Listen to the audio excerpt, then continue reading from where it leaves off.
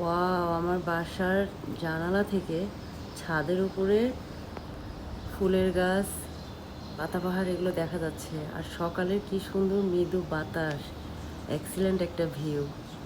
আজমির খান ভাইয়া, আপনার কমেন্টে রিপ্লাই দিতে এসে এই পরিবেশটা দেখার পর এটা ক্যাপচার না করে পারলাম না। আজমির খান ভাইয়া, আপনি কমেন্ট করেছেন, আপু আপনি পরিমণি এর মতো সুন্দরী।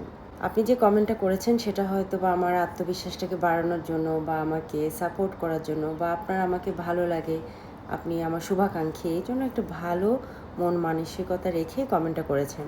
তবে এক্ষেত্রে আমি একটা কথা বলতে চাই, সেটা হচ্ছে মানে আমার ব্যক্তিগত অভিমত, কেউ যদি সুন্দর হয় তাহলে এখানে নিজের ক্রেডিট নেওয়ার কিছুই নেই। এটা গর্বের কোনো বিষয় নয়, বরং এটা আল্লাহ রাব্বুল আলমিনের দরবারে শুকরিয়া আদায়ের বিষয়।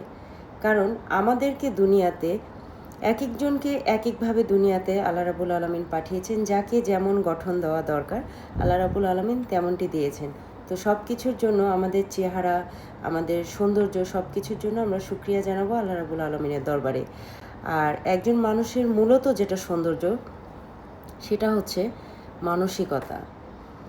নিজের মধ্যে নিজের কিছু সৃজনশীলতা তৈরি করা, কিছু ভদ্রতা, কিছু মার্জিত ব্যবহার, তারপর কথাবার্তা, বাচনভঙ্গি, যেগুলো আমরা নিজের থেকে নিজেরা ক্রিয়েট করতে পারি। ঠিক আছে, প্রথমে একটা বিষয় থাকে যে এটা হচ্ছে দেখতে যদি ভালো লাগে তাহলে আসলে সব কিছুই ভালো লাগে, বিষয়টা কিন্তু এরকম না। তাহলে অনেক সুন্দরী মেয়েরা আছে, অনেক সুন্দর হ্যান্ডসাম ছেলেরা আছে, তাদের সংসার টিকে না।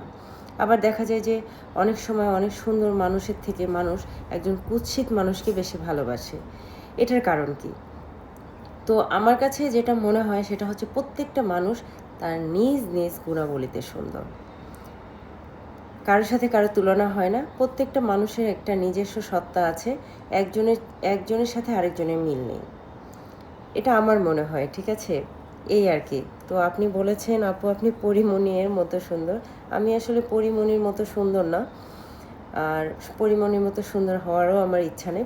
পরিমণির মতো সুন্দর, আর আমি আমার মতো আল্লাহ রাব্বুল আলামিন আমাকে যেমন দিয়েছে আলহামদুলিল্লাহ আমি সন্তুষ্ট।